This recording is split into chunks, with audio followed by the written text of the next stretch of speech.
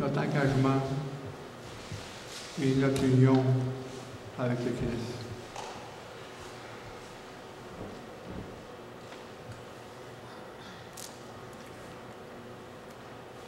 Dans Jean, au chapitre 3, verset 3, Jésus lui répondit, en vérité, je vous le dis, si un homme naît de nouveau, il ne peut voir le royaume de Dieu.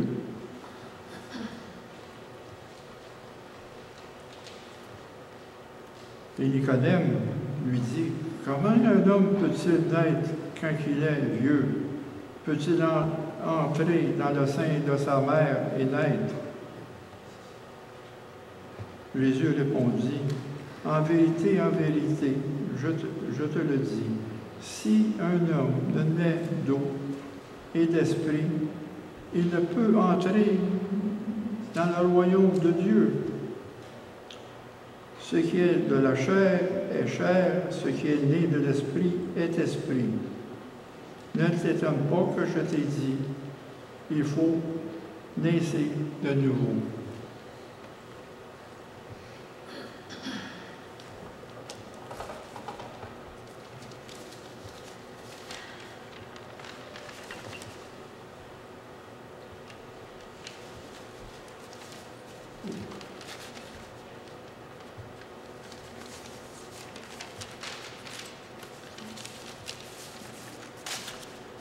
Puis dans le titre, au chapitre 3, verset 5,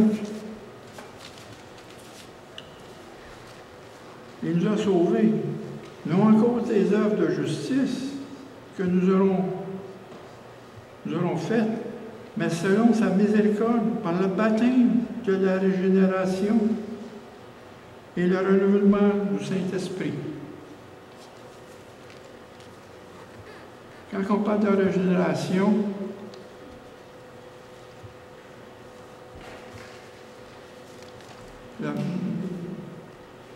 le mot régénération, c'est une nouvelle naissance.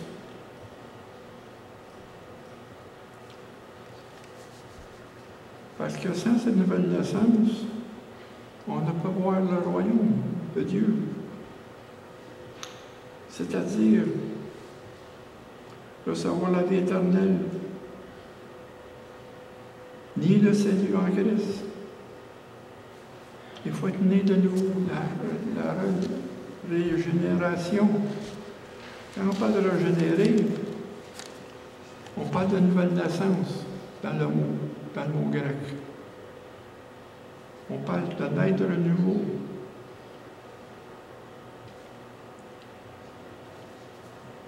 Puis ici, le baptême de la régénération, le mot baptême, ici, veut dire bain. Comme dans les autres, veut dire immersion. Mais le mot baptême, dans le mot grec, quand cette chose veut dire bain, se laver. C'est se laver, de purification. C'est un lavage par le Saint-Esprit. Quand on parle de régénérer, quand on parle d'une récréation, Dieu nous récrée encore de nouveau, on a une nouvelle nature. Et la transformation de tout notre être, c'est une transformation. Parce que quand on lit la parole, on ne lit pas pour la connaissance. On ne lit pas pour le changement de comportement. Parce qu'ici, dans le titre, il dit, c'est pas à cause des œuvres de justice que vous aurez faites. Ça veut dire le changement de comportement, changing behavior, but transformation. Le baptême de la régénération et le renouvellement du Saint-Esprit. C'est ça, c'est en nous. C'est ça que se fait. C'est pas à l'extérieur, c'est en nous. Tout se fait en nous.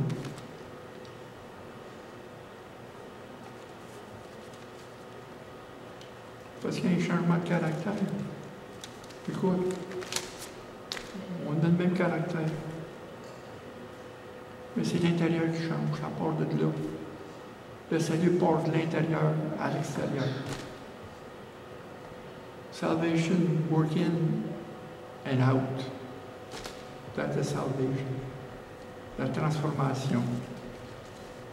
Parce que dans Romains 12, verset 2, ne vous conformez pas au siècle présent, mais soyez transformés par le renouvellement de l'intelligence, afin que vous discerniez quelle est la volonté de Dieu et ce qui est bon et agréable à Dieu.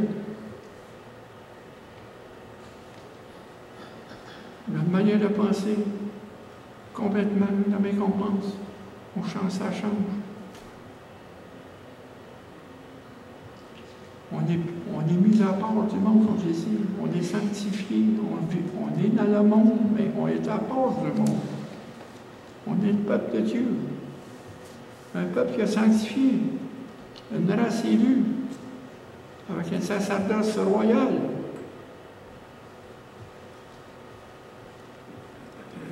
Un relevant de notre pensée, de notre intelligence. On ne pense plus la même affaire. Quand on dit au Colossiens au chapitre 3, affectionnez-vous avec les choses qui sont en haut. C'est plus pareil, là.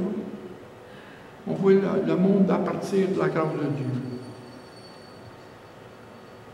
Pas par l'intelligence qu'on avait avant.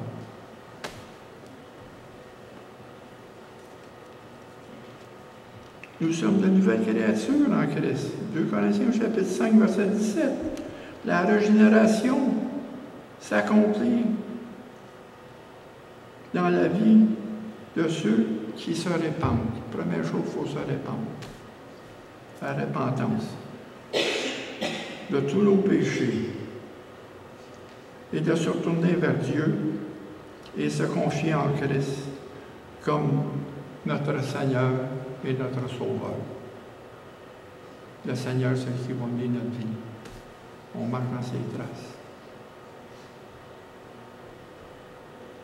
Parce que dans Jean, dans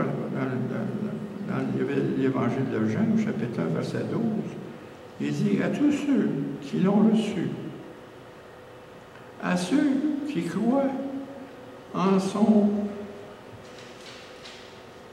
nom,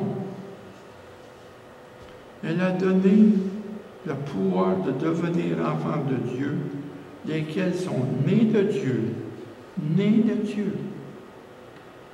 non pas du sang et de la volonté de l'homme, mais de Dieu.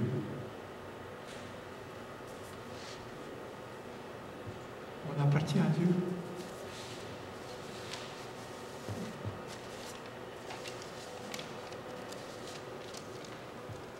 Quand il dit, Jésus dit, en vérité, je vous le dis, si un homme ne naît pas d'eau et d'esprit, il ne peut rentrer dans le royaume de Dieu.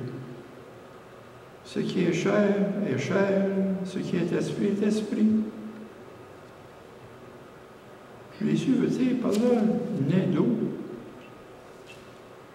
Jésus faisait sans doute allusion à l'œuvre de purification du Saint-Esprit dans la nouvelle naissance. Et on a dit tout à l'heure, c'est selon Saint-Mélicor, par le baptême de la régénération, le bain. On a passé dans ce bain-là pour nous purifier. On est d'eau. Le baptême de la régénération, qui est représenté de façon symbolique par le baptême des chrétiens, le baptême d'eau.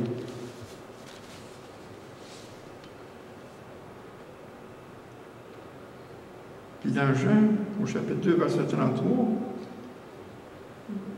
Jean-Baptiste a dit, je ne le connais pas, mais celui qui m'a envoyé baptiser d'eau, celui-là m'a dit, celui que tu verras l'Esprit descendre et s'arrêter, c'est lui qui baptise du Saint-Esprit. Il faut être né de l'Esprit. Né de l'eau. Né de l'Esprit.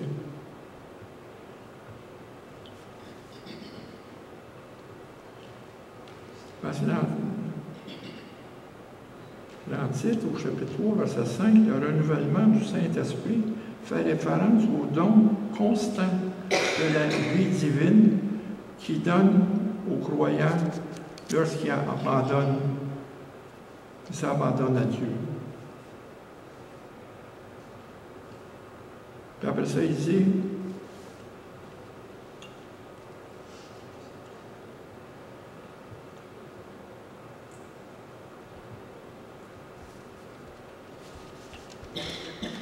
après ça, il dit dans Tite, au chapitre 3, verset 5, et qu'il a répandu sur nous avec abondance par Jésus-Christ, notre Sauveur. Jésus qui baptise de l'Esprit. Le renouvellement du Saint-Esprit fait référence au don constant de la vie divine qui est donnée aux croyants lorsqu'ils abandonnent sa vie à Dieu. Quand il donne ça par abondance, il a répandu sur nous avec abondance, c'est l'œuvre du Saint-Esprit qui se rapporte à l'effusion de l'Esprit le jour de la Pentecôte et par la suite, qui se répand sur toute son Église.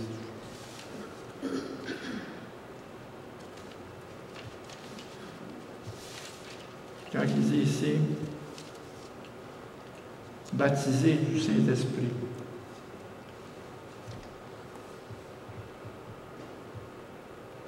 c'est que dans la traduction grecque, ça veut dire en, ou ça peut être traduit par, ou avec, ou dans l'Esprit. Mais quand on dit baptisé dans le Saint-Esprit, c'est plus. L'image est là, parce que le baptême est une immersion. C'est dans l'Esprit. C'est comme le baptême dans l'eau. Pas le baptême de l'eau, mais le baptême dans l'eau, l'immersion. Car le baptême, à ce moment-là, c'est une immersion.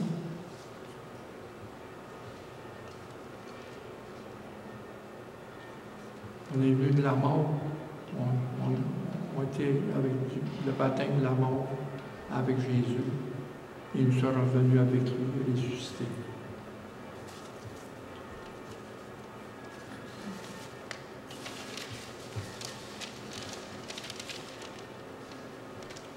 Car Dieu pouvait,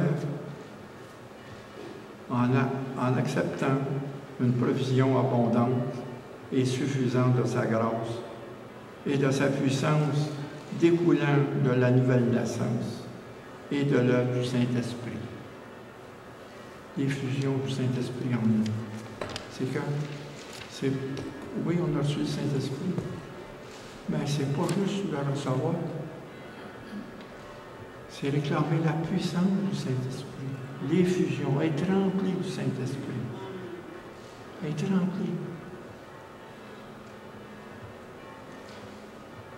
On fait l'œuvre du Saint-Esprit en nous. C'est l'œuvre de Dieu en nous.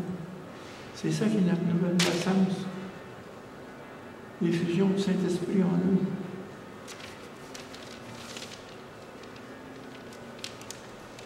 Dans Actes, au chapitre 2, verset 38, Pierre leur dit, « Repentez-vous et que chacun soit baptisé au nom de Jésus-Christ pour le pardon de vos péchés, et vous recevez le don du Saint-Esprit. »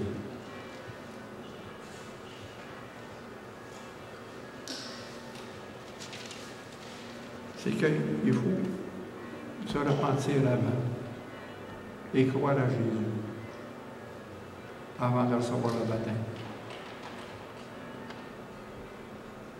La repentance, c'est le pardon des péchés. Et le baptême sont les conditions premières pour recevoir le don du Saint-Esprit. C'est la repentance et la foi en Christ. Mais dans les Actes des Apôtres, il est bien mentionné, comme chez Corneille. Corneille a reçu le Saint-Esprit avant d'avoir le baptême d'eau. Ça a été arrivé, ça.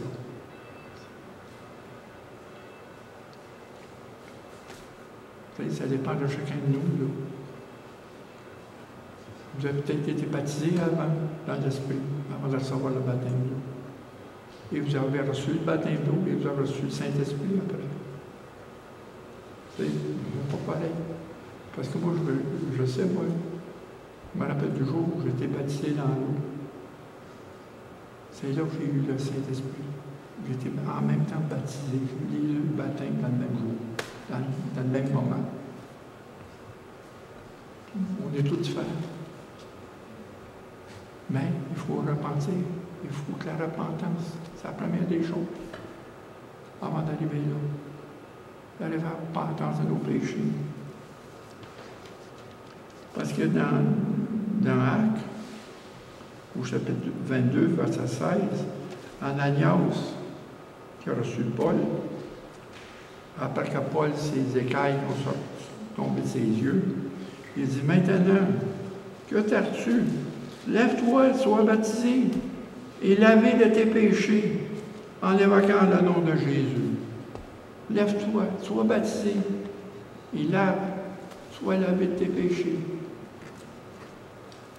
Le baptême, c'est une purification. C'est pas de la repentance. On se repent avant. Mais ça, c'est un signe. On se lave. Le bain de la régénération, vous savez ça.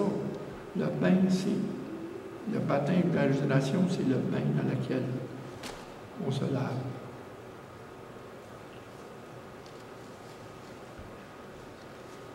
Le baptême est lié de près à toute expérience de conversion. On a eu chacun une expérience qui est différente. Après s'être repenti de ses péchés et accepter Jésus-Christ par la foi, les deux conditions. Après s'être repenti de ses péchés et accepter Jésus par la foi, chaque croyant doit recevoir un baptême personnel dans l'Esprit.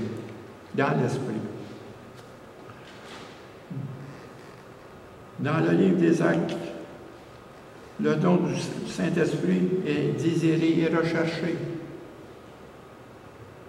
Et ensuite acquis de manière consciente. Parce qu'on le veut, on va avoir l'Esprit en nous. Après, des fois, on ne l'a pas tout de suite, le baptême. S'il va venir après, ça dépend de chacun de nous.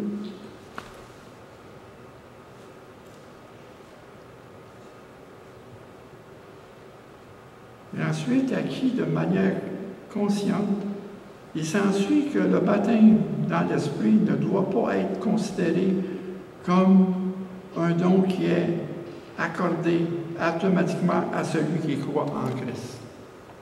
C'est pas tout de suite. C'est un processus. Chaque cas est différent. On parle de la nouvelle naissance.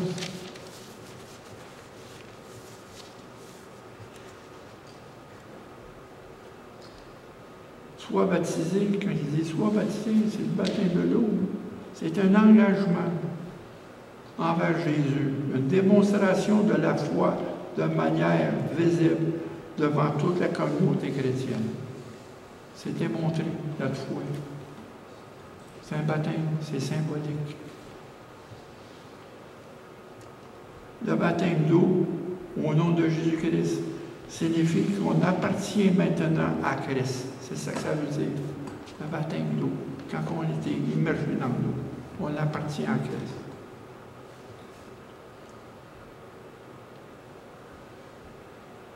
Et que l'on prend part à sa vie. Qu'est-ce qu'on a chanté tout à l'heure? Ma raison de vie.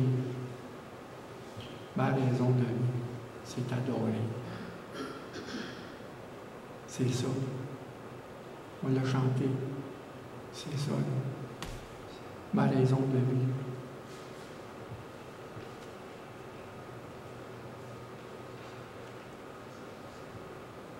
Puis aussi, c'est que c'est par rapport à la vie, à son esprit et à son héritage avec Dieu, l'héritage des saints. Nous, notre héritage avec Jésus, on est co-héritier avec Jésus du royaume. C'est notre part, ça. Parce que Jésus est mort, il y a le Saint-Testament, la vie éternelle. C'est ça qu'on dit le Nouveau Testament. C'est le testament, c'est le testament de Jésus. Un testament, c'est ça, quand quelqu'un meurt, Jésus est mort, il a laissé le testament. C'est pas l'Ancien Testament, parce que l'Ancien était lié avec la loi de Moïse. Mais avec le Nouveau Testament, on est lié avec la loi de la grâce, qu'on a reçue gratuitement. Il est venu nous chercher dans notre tombe. Il nous a appelés par notre nom. On est sortis avec Jésus de la tombe. C'est ça. On est passé de la mort à la vie. C'est notre nouvelle naissance. Né de nouveau. Né de l'eau et né de l'esprit. Les deux choses. On n'est plus pareil. On ne s'appartient plus. On ne vit plus comme le monde vit. On vit autrement que le monde.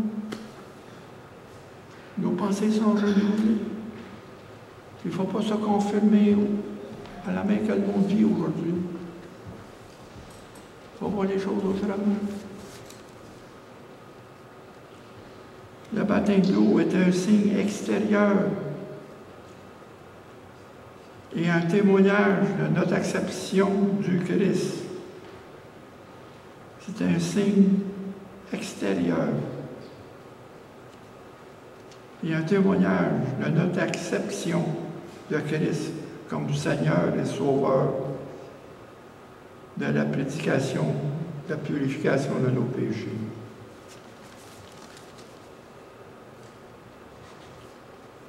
La repentance et la foi personnelle en Christ, c'est les deux éléments. Accepter Christ comme notre Sauveur et notre Seigneur. C'est une union avec Christ dans sa mort. Dans Romains 6, verset 3. Ignorez-vous que nous tous qui avons été baptisés en Jésus-Christ, c'est dans sa mort que nous avons été baptisés. Dans sa mort que nous avons été baptisés. Nous avons donc été ensevelis avec lui par le baptême de la mort. On est ensevelis avec le Christ pour ressusciter avec lui. C'est ça l'immersion. In and out.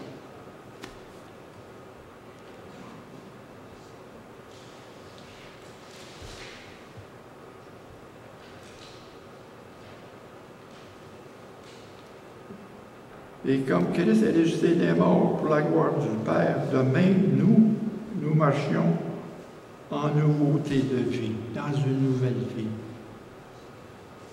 C'est ça qu'aujourd'hui qu'est l'expression, la nouvelle vie.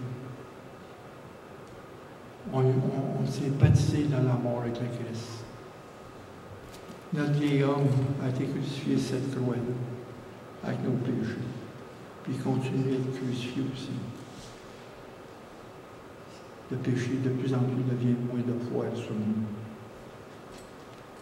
Il faut mourir à nous-mêmes. Mourir nos membres au péché.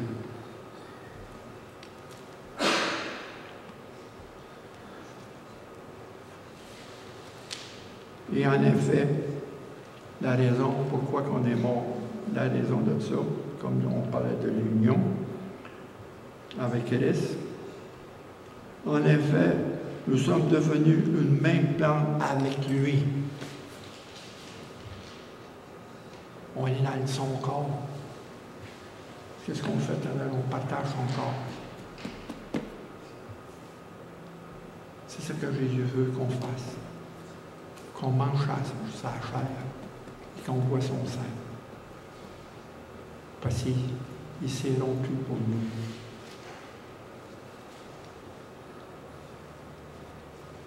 Qu'on soit une main plante avec lui par la conformité à sa mort. Nous le serons aussi par la conformité à sa résurrection. C'est ça. On est pareil. Il ne faut pas marcher comme le monde marche. Nos vies sont complètement changées.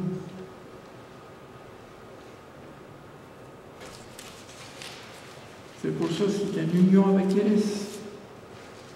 Quand il dit ici, on devient une même plante. Une union avec Christ dans sa mort et dans sa résurrection. Mort au péché. Séparé du péché.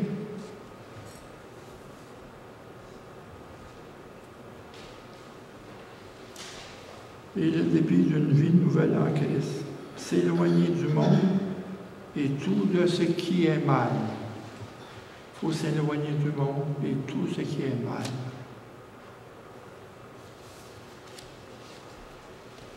Parce que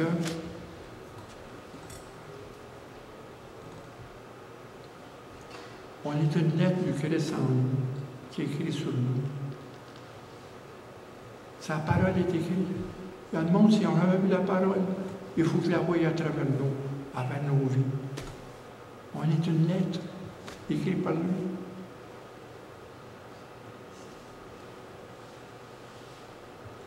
C'est l'Évangile selon Daniel, selon Véronique, avec la signature de Jésus en bas. Le monde n'a pas lu la Bible, ils ne lisent pas la parole, mais la parole, il faut qu'elle traverse nous. Le témoignage. La date de Christ écrite sur nous, il nous a recommandé.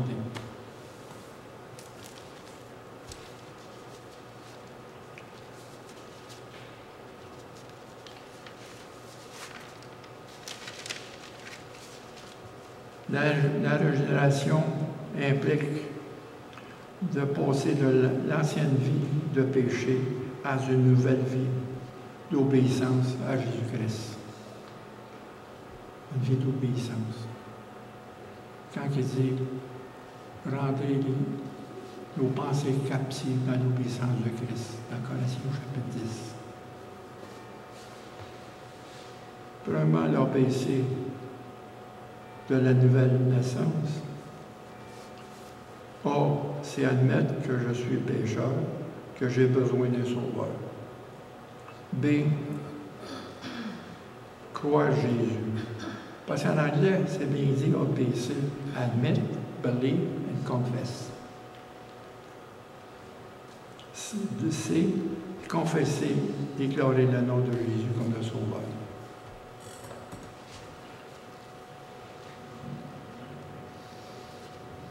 Car dans Romains 8, au chapitre 20, verset 23, il dit que tous sont péchés et sont privés de la gloire de Dieu.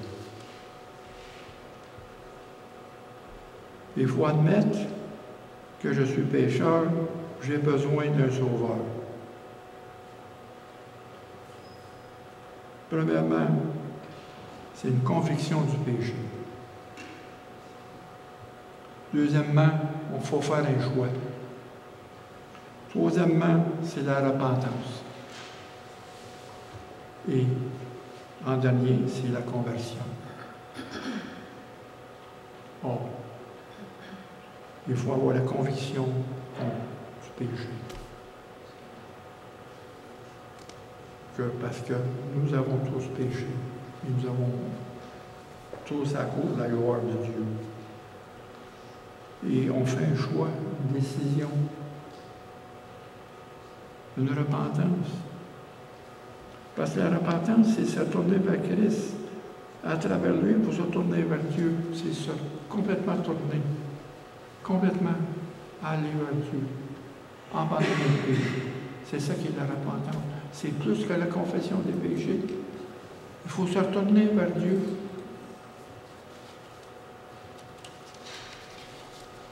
Puis, la repentance, c'est le chemin qu'il ne faut pas laisser dans notre marche avec le Christ. Il faut tout le temps se répandre. Oui, Seigneur, ta grâce me sanctifie. Elle me réprouve. Elle me corrige. Car j'ai péché et je ne suis pas sans péché. Mais dans ta fidélité, tu me pardonnes, tu me purifies et je suis. Faut que je dise ça. Je suis sans reproche devant toi. Je suis blanc. Il faut venir cette repentance-là.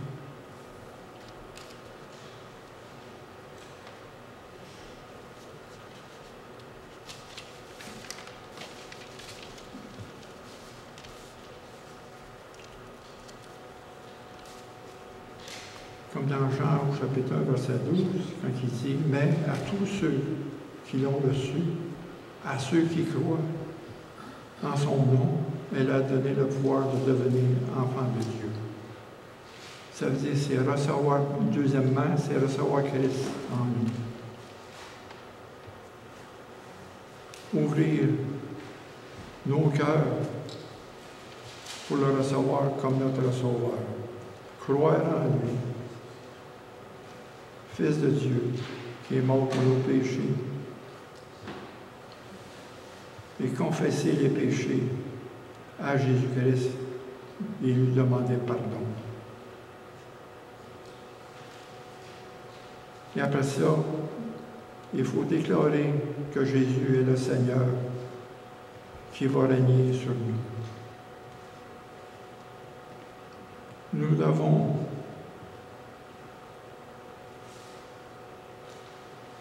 il nous faut absolument discerner, croire dans le cœur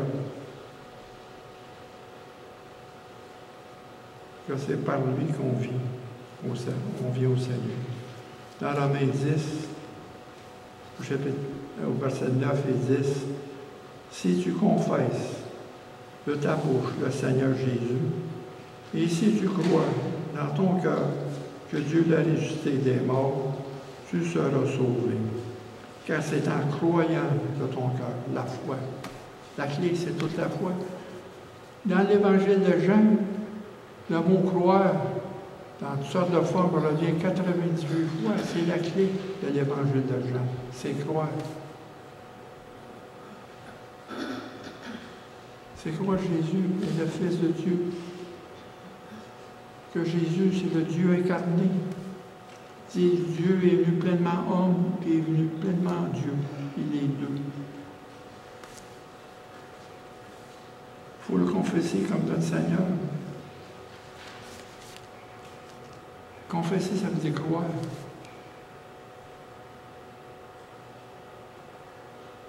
Croire, c'est la clé.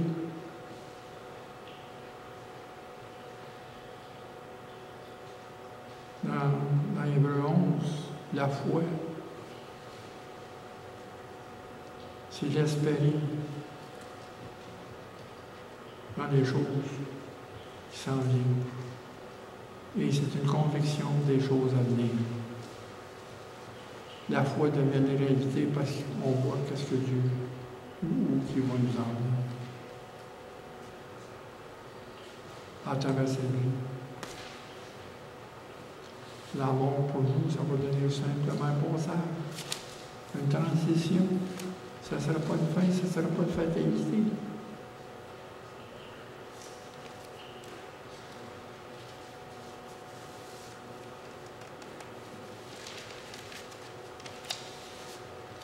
Comme je dis, le baptême d'eau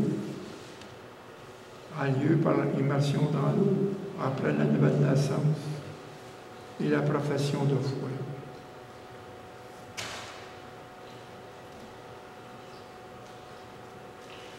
Ce baptême-là, le baptême d'eau symbolise une mort spirituelle et une résurrection lorsqu'on ressort de l'eau.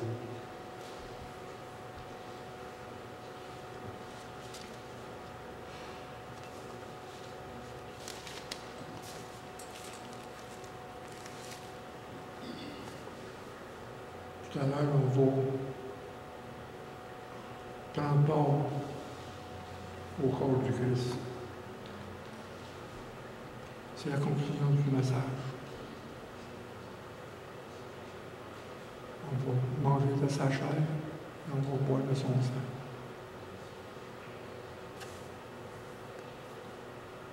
Parce que c'est une nourriture pour nous, comme Jésus dit dans Jean 6. Manger ma chair, c'est une nourriture. Le monde, quand il a entendu ça, il se demandait, il est fou. Puis, pas de ses disciples sont partis.